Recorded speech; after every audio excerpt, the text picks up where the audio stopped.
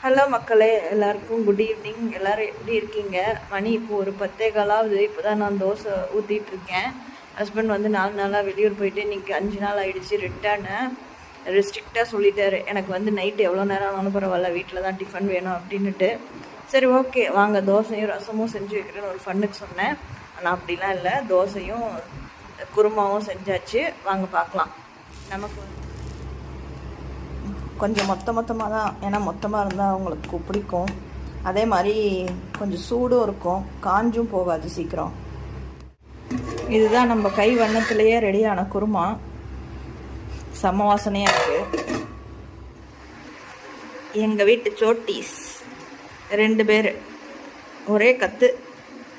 இப்போ தான் தோசை கொடுத்து சமாதானப்படுத்திருக்கேன். அதில் குட்டியாக இருக்கிற அந்த பைனாப்பிள் பாக்கு தோசை சாப்பிட தெரில, ரொம்ப குட்டி. அது 2 months தான் ஆகுது. நம்மால் வந்து வேற லெவல்.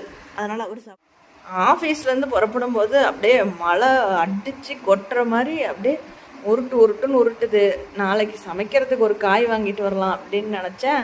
மழை கொட்டிடுமோ, நம்மளால் இவ்வளோ கண்ணாடியாக போட்டுட்டு வண்டி ஓட்ட முடியாது.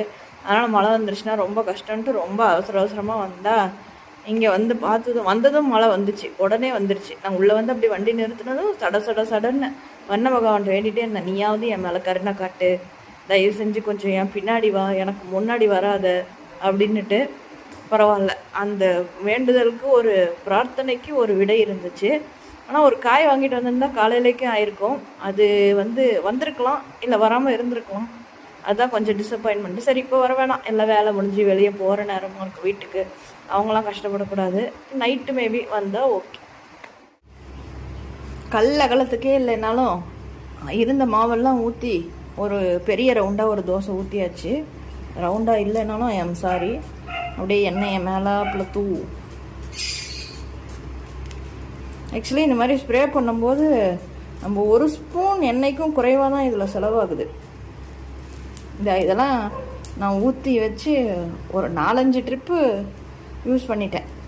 இன்னும் காலி ஆகல, இன்னும் 1/4 பாட்டில் இருக்குது. ஸோ இது ரொம்ப யூஸ்ஃபுல்லாக இருக்குது.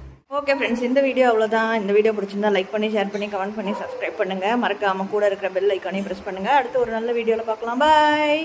அதான் நான் ரொம்ப நாள் கழிச்சு லாங் வீடியோ ஸ்டார்ட் பண்ணுறேன். ஸோ இந்த மாதிரி மொக்கையாக தான் இருக்கும். ப்ளீஸ் டோன்ட் கன்சிடர் தட் மொக்கை. எனிவேஸ் சப்போர்ட் பண்ணிங்கன்னா கொஞ்சம் ஹாப்பியாக இருக்கும். ஓகே, தேங்க்யூ, பாய்.